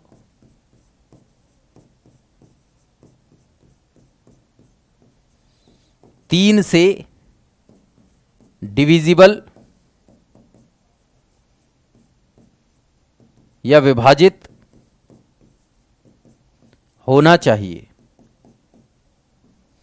जैसे दोस्त सीखेंगे इस बात को, सभी अंकों का योग 3 से कटना चाहिए। जैसे मैंने कहा 1 2 3, क्या ये 3 से कटेगा? तो आप कहेंगे सर 1 + 2 + 3 कितना आ गया? 6। 6 3 से कटता है, हाँ जी कटता है, तो ये नंबर भी 3 से कटेगा। ऐसे आप देखेंगे। ठीक है भाई, बात क्लियर है? सर 0.12353333 ये रेशनल जाएगा, ये रेशनल में होगा, है ना भाई। कुछ दूर जाकर के रिपीट होना शुरू हो रहा है ना, तो ये भी रेशनल होगा। कुमार ध्यान रखना इस बात को, है ना। ये कुछ दूर जाकर के, जहां भी कुछ दूर पर जाकर के अगर ये इस कैटेगरी में जाएगा रिपीटिंग वाली में, तो ये रेशनल होते हैं, हमेशा याद रखना सभी। अब देखो मेरी बात को ध्यान से सुनना, ये रिपीटिंग में ही जाएगा ना दोस्त। अब यहां इस तरीके से नंबर, जैसे मैंने कहा 2 3 5 और 2 8 1, क्या ये नंबर 3 से कटेगा? तो आप कहेंगे सर 2 + 3 + 5 + 2 + 8 + 1। देख लेते हैं, 8 2 10 और 11, 11 और 5 16, 16 और 2 18, 2 20 और 1 21। जोड़ कितना आ रहा है दोस्त? 21। 3 से कटता है 21, हाँ जी कटता है, तो ये पूरा नंबर भी 3 से कटेगा, ये पूरा नंबर भी 3 से कटेगा। बात समझ में आई? तो 2 से विभाजन का नियम आपने सीख लिया, 3 से विभाजन का नियम भी आपने सीख लिया। 3 के बाद में अगर 3 के जैसा सेम चाहिए तो 9 का भी होता है, बात समझ लेना। लेकिन चलिए मैं सिस्टमेटिक ही बता देता हूं। 4 का डिविजिबिलिटी रूल क्या होता है दोस्त? 4 का डिविजिबिलिटी रूल पहले एक बार सीख लो चीजों को, फिर तो धुआं उड़ाएंगे क्वेश्चंस में ही। 4 का डिविजिबिलिटी रूल क्या होता है? तो 4 का डिविजिबिलिटी रूल होता है दोस्त, लास्ट के 2 डिजिट, लास्ट के 2 डिजिट 4 से कटने चाहिए, 4 से कटने चाहिए। यह होता है 4 का डिविजिबिलिटी रूल। जैसे एग्जाम्पल के रूप में 2 3 5 7 9 1 1 8 2 4, ये कोई नंबर है और मुझे देखना है कि ये 4 से कटेगा कि नहीं कटेगा। तो आपको इस नंबर को देखने के लिए लास्ट के 2 डिजिट देखने की जरूरत है। 4 से कट रहा है, हाँ जी कट रहा है, तो इसका मतलब पूरा नंबर 4 से कटेगा। बस इतना ध्यान रखना, ठीक है दोस्त। तो 4 का डिविजिबिलिटी रूल समझ में आया। अब लिखिए अगला 5 का डिविजिबिलिटी रूल। हिंदी वाले लिख लेंगे विभाजन का नियम, है ना, 5 से विभाजन का नियम। तो 5 से विभाजन का नियम या 5 से कटने का नियम क्या होता है? लास्ट डिजिट, लास्ट डिजिट दोस्त इसमें क्या होनी चाहिए बताओ जल्दी से? लास्ट डिजिट 0 या 5 होनी चाहिए, वही नंबर 5 से कटेगा। ठीक है दोस्त, तो लास्ट डिजिट 0 या 5 होना चाहिए। जैसे 2 3 5 0 8 5, ये नंबर 5 से कट जाएगा। या 1 2 3 4 0 5 0, तो ये लास्ट में 0 है तो ये भी 5 से कट जाएगा। लास्ट में 0 या 5 हो तो 5 से कट जाता है संख्या। ठीक है दोस्त, अब आइए अगले वाले नियम पर। अब आता है 6 से कटने का नियम, 6 का डिविजिबिलिटी रूल। 6 का डिविजिबिलिटी रूल, 6 का डिविजिबिलिटी रूल क्या होता है दोस्त? देखो 2 का आपने सीख लिया, 3 का सीख लिया। 2 और 3 दोनों से कटना चाहिए, दोनों का नियम लगेगा। मतलब कहने का यह है कि जैसे आपने कोई संख्या ली 2 3 5 4 है ना, और 1 मान लो ये ली, तो ये 3 से तो कट रहा है, क्योंकि देखो 2 3 5 5 10 4 14 और 1 15, 15 3 से तो कटेगा, क्या 2 से कटेगा? 2 से नहीं कटेगा, तो ये 3 से कटेगा, 6 से नहीं कटेगा। इसका मतलब ये होगा। बात समझ में आ रही है? और एक बात ये भी ध्यान रखना, जिन स्टूडेंट ने गलत बैच परचेज किया है उनसे रिक्वेस्ट है कि आप डाउट सेक्शन में मैसेज कीजिए, क्लास में ओनली टॉपिक से रिलेटेड कमेंट कीजिए प्लीज, है ना। बिल्कुल, तो क्लास को बार बार इस तरीके से डिस्टर्ब मत करो। डाउट सेक्शन में चले जाइए ना, मैंने बोला था बेटा आपको, है ना, तो डाउट सेक्शन में चले जाइए। अच्छा चलिए, मान लो मैंने ये नंबर ले लिया, जैसे यहां पर लिख लिया मैंने 7, 7 भी नहीं, यहां पर लिख लिया मैंने मान लो 8। अब ये 8 4 12, 5 3 8 और 2 10, तो ये भी नहीं कटेगा भाई, ये 3 से नहीं कटेगा, फिर समस्या आ जाएगी। ठीक है दोस्त, इसी तरीके से कोई नंबर ले लेता हूं, 1 2 3 4 है ना भैया, 5 और मान लो 3 और ये 6, ऐसा कोई नंबर ले लिया मैंने, इस तरीके का नंबर ले लिया। अब ये बताओ क्या ये 2 से कटेगा? तो आप कहेंगे हाँ जी सर 2 से तो कटेगा। 3 से कटेगा? देखो 2 और 1 3, 3 से 3 कट गया, 3 से 3 कट गया, 5 4 9 3 से कट गया, 3 और 6 भी, तो इसका मतलब ये 6 से डिविजिबल होगा। तो ये 6 से डिविजिबल होगा, क्योंकि आप जोड़ के देखिए 3 से भी कट रहा है और लास्ट में इवन नंबर भी है, तो ये 6 से कटेगा, यानी कि 2 से और 3 से दोनों से कटना चाहिए। ओके दोस्त, चलो आगे बढ़ते हैं, आगे बढ़ते हैं। 7 को हम अभी नहीं सीखते, 7 को बाद में सीखेंगे, अभी 8 का सीख लेते हैं। 8 का डिविजिबिलिटी रूल, 8 का डिविजिबिलिटी रूल। 8 का डिविजिबिलिटी रूल क्या होता है दोस्त? 8 का डिविजिबिलिटी रूल होता है लास्ट के 3 डिजिट 8 से कटने चाहिए, 8 से कटने चाहिए दोस्त, लास्ट के 3 डिजिट 8 से कटने चाहिए, ये 8 का डिविजिबिलिटी रूल होता है। अब जरा मेरी बात को ध्यान से सुनना, जैसे मैंने लिया 2 3 5 7 1 2 और 8, इस तरीके का कोई नंबर ले लिया। अब आप मुझे बताइए 8 से कटेगा? तो आप कहेंगे सर 8 एकम 8, 4 बच गया, है ना भाई, 8 एकम 8 4 बच गया, 8 छिंग 48। मतलब मुझे इस पूरे नंबर से मतलब नहीं है, मुझे इससे मतलब है। देखो 8 एकम 8, 4 बच गया, 8 छिंग 48। ठीक है दोस्त, तो ये 8 से कट जाएगा। इस तरीके से 8 का नियम होता है, 8 का डिविजिबिलिटी रूल होता है। अब सीखेंगे हम 9 का डिविजिबिलिटी रूल। 9 का डिविजिबिलिटी रूल, देखो हमने इस 1.5 घंटे की क्लास में कितनी कितनी सारी अच्छी अच्छी बातें सीख ली है ना, बढ़िया बढ़िया सी, बहुत मतलब एकदम अल्टीमेट लेवल की क्लासेस होने वाली हैं, आपको बहुत सारी चीजें मिलेंगी, बहुत सारी चीजें। धीरे धीरे अपना बेस मजबूत बनाएंगे, बेस मजबूत बना करके उस वाले मैथ्स पर आएंगे जो मैथ्स आपके लिए सबसे ज्यादा बड़ा हथियार बनेगा आपके पेपर को फोड़ने के लिए, और उसके लिए ये बेस होना जरूरी है। जब तक ये बेस आपको समझ में नहीं आएगा, जब तक दिक्कतें रहेंगी। ठीक है दोस्त, बात समझ में आ रही है? सीख लो पहले अच्छे से। 9 का डिविजिबिलिटी रूल क्या होता है दोस्त? अंकों का योग 9 से कटे, है ना भाई, अंकों का योग 9 से कटना चाहिए, 9 से कटना चाहिए, यह ध्यान रखना। अंकों का योग क्या होना चाहिए? 9 से कटना चाहिए। जैसे 2 3 5 7 1, मान लो 3 2 5 5 10 7 17 और 1 18। भाई इनको देखो, 2 + 3 + 5 + 7 + 1, 2 3 5 5 10 7 17 और 1 18। 18 क्या 9 से कटता है? हाँ जी कट जाता है, तो ये पूरा नंबर 9 से कटेगा। ठीक है भाई, समझ में आया? चलिए 10 का डिविजिबिलिटी रूल क्या होता है दोस्त? 10 का डिविजिबिलिटी रूल,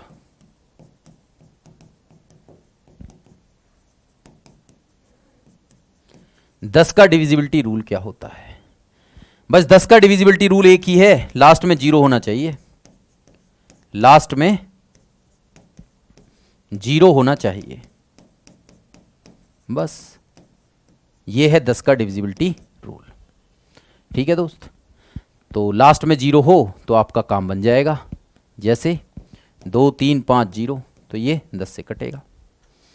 ऐसे ही 10 का हो गया। अब आइए अगले पर। अब सीखते हैं 11 का डिविजिबिलिटी रूल। 11 तक ही सीख लेते हैं, वही काम आ जाएगा। 11 का डिविजिबिलिटी रूल, फिर उसके बाद 7 का बता दूंगा क्योंकि 7 का रह गया था ना भाई। देखो 11 का डिविजिबिलिटी रूल क्या होता है, अल्टरनेट डिजिट का योग करके उनका डिफरेंस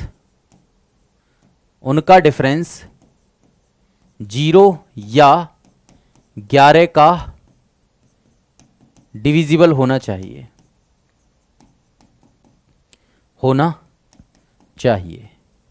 जैसे एग्जाम्पल के रूप में आपको समझाऊंगा, अभी समझ में आ जाएगा, डेफिनेशन में कम समझ में आएगा। देखो जैसे मैंने कहा 1 2 3 1 2 3। हाँ, जैसे मैं कुछ और ले लेता हूं, 2 5 2 5 2 5। मैंने ऐसा कोई नंबर लिया। अब देखो 2 और 2 4 और 2 6, 5 और 5 10 और 5 15। अब आपने क्या काम करा, पहले 2 2 4 2 6 को जोड़ा और फिर 5 5 10 5 15 को। अब 15 में से 6 गया तो भैया कितना आता है, 9। तो मतलब ये 11 से नहीं कटेगा, इसका मतलब ये 11 से नहीं कटेगा। जैसे मैंने क्या लिया, जैसे मैंने लिया यहां पर ले लिया मैंने 5 5 5 5 5 5, ये ले लिया। अब आपने जोड़ा 5 5 10 5 15 और आपने अल्टरनेट डिजिट को 5 5 10 और 5 15। 15 माइनस 15 क्या होगा, 0। तो ये 11 से कटेगा। ठीक है भाई, ऐसी कोई नंबर ले लिया 8 7, है ना भाई, 8 7 15, 5 20 और 2 22 और 5 4 9 और 2 11। ऐसे कर लिया मैंने, कोई नंबर ले लिया। देखो 8 7 15, 8 7 15, 15 और 5 20। भाई 8 7 15, 15 5 20, 20 और 2 22। तो आपने ये ले लिया 22 अल्टरनेट डिजिट। 5 और 4 9, 9 और 2 11। तो आपने ले लिया 11। तो ये क्या हुआ, 11। तो 11 11 से कटेगा, हाँ जी कटेगा। तो ये नंबर भी 11 से कटेगा। इस तरीके से अल्टरनेट डिजिट का सम, अल्टरनेट डिजिट का मतलब ऑड ऑड प्लेसेस पर, इवन इवन प्लेसेस पर, इवन इवन प्लेसेस वाले, ऑड ऑड प्लेसेस वाले, उनको जोड़ो और फिर घटा दो दोनों में से, बड़े में से छोटा वाला। तो ये आपको पता चलेगा कि 11 से कटेगा कि नहीं कटेगा। बात समझ में आ रही है, क्लियर हो रहा है भाई सबको?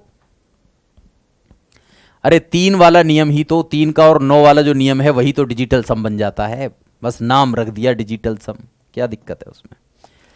ठीक है, बात समझ में आ रही है दोस्त? तो 11 का डिविजिबिलिटी रूल सीखा आपने। ओके, यहां तक आप सभी को बात समझ में आई, सारे के सारे स्टूडेंट्स को यहां तक बात समझ में आई। अब मैं आपको एक बात बताना चाहता हूं दोस्त, जैसे मैं आपसे कुछ क्वेश्चंस पूछना चाहता हूं, 1 2। अगर मैं आपसे पूछूं कि भाई साहब 173 है, 341 है, 437 है, मान के चलो मैंने आपको बोला कि 173। अच्छा 7 का, पहले 7 का डिविजिबिलिटी रूल बता देता हूं, चलो लिख भी देता हूं, लेकिन संख्या लिख देता हूं मैं आपको। 173 341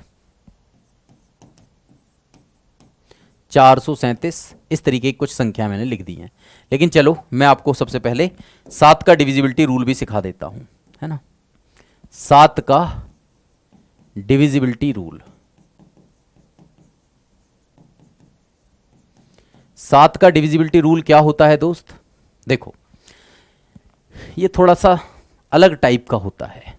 इसको सीखने के लिए आपको क्या करना होगा मैं बताता हूं। देखो जैसे कोई संख्या 7 से कटेगी कि नहीं कटेगी, जैसे 2 3 5 1 4, ये मान लो 7 से कटेगी कि नहीं कटेगी, इसको मुझे चेक करना है। तो मैं कैसे चेक करूंगा? आप क्या करिए, लास्ट वाला डिजिट लीजिए और उसका दुगना करिए और घटा दीजिए पूरे इस नंबर में से, ये बचा हुआ जो नंबर है। 11 में से 8 गया तो 3, है ना भाई, और 4 और 3 और 2। अभी ये पता नहीं चल रहा है कि 7 से कटेगा कि नहीं कटेगा, तो आप फिर से क्या करिए, लास्ट के डिजिट को फिर दुगना करके घटा दीजिए। 14 में 6 गया 8, है ना, 2, और ये कितना हुआ भैया 2। अभी भी नहीं पता चल रहा है तो कोई बात नहीं, अभी भी घटा दीजिए। तो 22 में से 8 का दुगना करके 16 घटाया, 12 में से 6 गया तो 6, और भैया ये केवल 6 ही बचा, है ना भाई। तो ये 7 से नहीं कटेगा, ये 7 से नहीं कटेगा। इस तरीके से आप ध्यान रखेंगे कि 7 से कटने का नियम ये होता है कि दुगने को घटाते हैं भाई, है ना, दुगने को घटाते हैं, दुगने को घटा देते हैं दोस्त। जैसे मैं आपको एक क्वेश्चन आपसे पूछ ही लेता हूं, एक सेकंड दीजिएगा। एक नंबर ऐसा ले लेते हैं जो 7 से कट जाए। जैसे चलो मैं बना ही लेता हूं, चलो मैं बना ही लेता हूं। जैसे मैंने 882 बनाया, 882 ले लो। 882 7 से कटेगा कि नहीं कटेगा, तो आप क्या करेंगे, 88 में से इसका दुगना करके घटा देंगे। 8 में से 4 गया तो 4, और ये हो गया 84। ठीक है दोस्त, बात समझ में आ रही है। अब 84 को देख लो 7 से कटेगा कि नहीं, तो 7 एकम 7 और 7 दूनी 14, कटेगा, तो इसका मतलब ये 7 से कट जाएगा। ठीक है, जैसे मैंने लिया 7 5 3 2, इस तरीके का कोई नंबर ले लिया। अब मुझे चेक करना है 7 से कटेगा कि नहीं, तो मैं क्या करूंगा, 753 में से 2 का दुगना 4 घटा दूंगा। 13 में से 4 गया तो, है भाई, 13 में से 4 गया तो 9 बचा, है ना भाई। ये कितना बचा, 4 और ये 7। अब 74 में से आप 18 घटाओगे, 9 का दुगना। 14 में से 8 गया 6, और भैया 6 में से 1 गया तो 5। 7 से कट रहा है, हाँ जी कट रहा है, तो ये नंबर पूरा 7 से कट जाएगा। देख लो भाई, 753 में से मैंने 2 का दुगना 4 घटाया, 13 में से 4 गया तो 9 4 13, और ये 4 आया, ये 7 आया। 749, 749 का मतलब 74, 74 का मतलब 9 का दुगना 18 घटाया, 14 में से 8 गया तो 6, यहाँ 6 बचा, तो 6 में से 1 गया तो 5, 56, 56 7 से कट जाता है। तो ये आपको दिख गया कि हाँ भाई ये जो है 7 का डिविजिबिलिटी रूल है ना। तो आप याद रखना, लास्ट डिजिट का दोगुना करके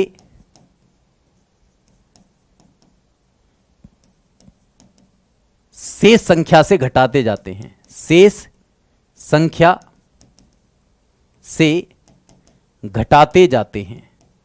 ठीक है दोस्त, समझ में आया कि नहीं आया। तो 7 का डिविजिबिलिटी रूल थोड़ा सा ऊट पे टांग है, थोड़ा कम समझ में आया होगा, लेकिन आपने 2-3 एग्जांपल देखे तो आपको समझ में आया। लास्ट डिजिट का दुगना करो, घटा दो बची हुई संख्या में से, फिर जो बचे उस संख्या में से फिर दुगना करके घटा दो, फिर जो बचे उस संख्या में से दुगना घटा, जब तक लास्ट आप बता नहीं सकते कि 7 से कटेगा कि नहीं, जब तक घटाओ। ठीक है, 4-5 बार घटा दोगे आप यहां तक पहुंच जाओगे फटाक से, है ना। तो कोई दिक्कत ही नहीं है, हर बार एक संख्या कट रही है ना, है ना। अब मान लो 5 संख्याएं तो 4 बार में खत्म, है ना, 6 संख्याएं तो 4-5 बार में खत्म। इस तरीके से चल जाएगी, चीजें हो जाएंगी। चलो, अच्छा मैंने आपको बताया कि 171 341 437 है ना भाई। 171 को चेक करो, 171 को चेक करो, 341 और 437, 341 और 437, इनको चेक करके बताओ कि ये प्राइम है कि नहीं है। इनमें से कौन सी संख्या प्राइम है, यह बताना है। इनमें से कौन कौन संख्या प्राइम है यह आपको बताना है।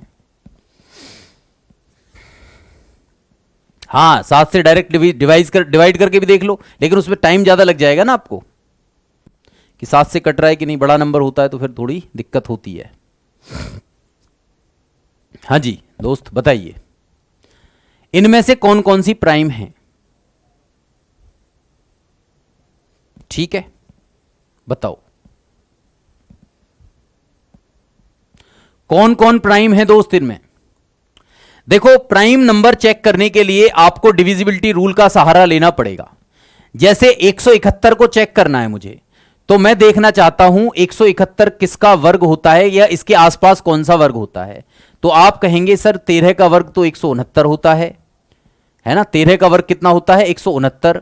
तो 14 का वर्ग कितना होता है, तो 14 का वर्ग होता है 196।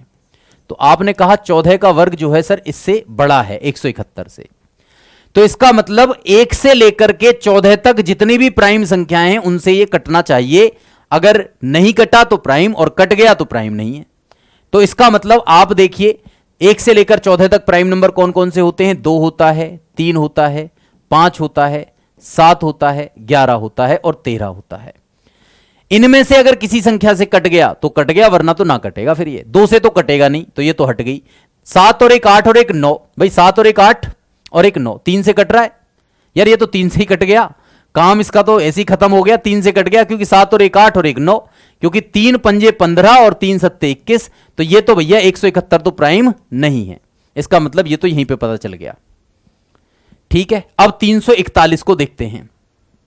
अब दोस्त 341 पे जब जाओगे तो आपको पता होना चाहिए ये किसका वर्ग है इसके आसपास।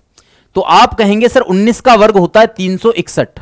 19 का वर्ग कितना होता है? 361। तो आप कहेंगे 19 का वर्ग होता है 361, क्योंकि 18 का 324 होता है, तो 324 तो छोटा ही होगा इससे, तो 19 लिया मैंने। अब आप चेक करो 19 तक कितने प्राइम नंबर होंगे, कौन कौन से होंगे? तो 2 होगा, 3 होगा, 5 होगा, 7 होगा, 11 होगा, 13 होगा, 17 होगा। ठीक है भैया। अब यहां पर देखेंगे उससे कम, मतलब इससे कम वाले लेने, यहां तक नहीं जाना, इससे कम वाले लेने, 19 से कम वाले। ठीक है भाई। अब देखो 2 से कटेगा, कतई ना कटे। 4 3 7 और 1 8, 3 से भी नहीं कटेगा, 5 से भी नहीं कटेगा, 7 से कट रहा है, तो देख लो भाई 7 से कटेगा कि नहीं। भाई 7 से 32 नहीं कटेगा, तो ये भी 7 से भी नहीं कटेगा। 11 से देख लो, 11 तिया 33 और 11 एकम 11, कट गया भैया। तो इसका मतलब 341 भी प्राइम नहीं होगा। देख रहे हो, ऐसा लग रहा है जैसे प्राइम हो, लेकिन है प्राइम नहीं, क्योंकि 11 से कट गया। देख लो, 11 तिया 33 और 11 एकम 11, कट गया कि नहीं? तो ये भी प्राइम नहीं है। तो प्राइम नंबर पहचानना सीखा डिविजिबिलिटी रूल से। चलो अब मैं आपको बताऊंगा कि भैया 437, चलो आप बताओ मुझे 437 होगा कि नहीं होगा। अच्छा, इसके लिए आपको वर्ग ढूंढना पड़ रहा है, तो इसलिए आप एक काम करना, कल आपके लिए होमवर्क है कि 1 से 25 तक स्क्वायर याद करके आना, 1 से लेकर 15 तक क्यूब याद करके आना दोस्त,